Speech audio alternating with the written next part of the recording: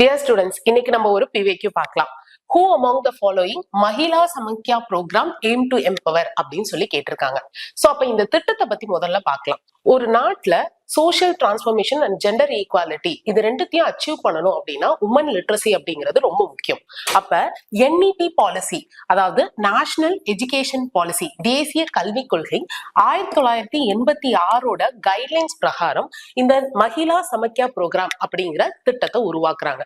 இது எப்ப கொண்டு வந்தாங்க அப்படின்னு பாத்தீங்கன்னா 1988ல கொண்டு வராங்க. இதோட முக்கிய நோக்கம் என்னன்னா, கிராமப்புறத்துல இருக்கக்கூடிய பெண்கள், அதுக்கப்புறமா நலிவடைந்த பெண்கள், இவங்களுக்கான கல்வியை உருவாக்கி தரணும் அப்படிங்கிறது தான் இந்த திட்டத்தோட நோக்கம்.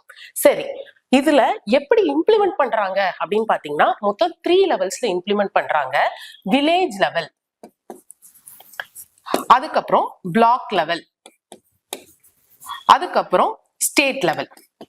So 3 levels of implementation.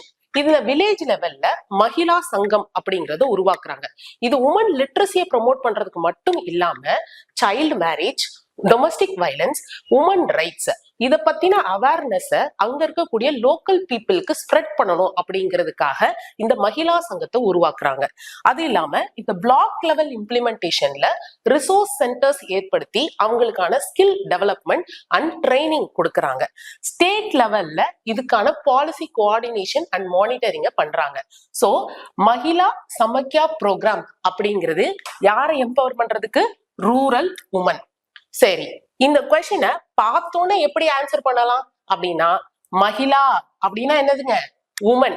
இந்த இடத்துல எங்க பார்த்தீங்கன்னாலும் இந்த உமனுங்கிற வார்த்தை இங்க மட்டும்தான் இருக்கு. அப்ப ஆன்சரும் என்னவா இருக்கலாம்? சியா தான் இருக்கும். தேங்க்யூ.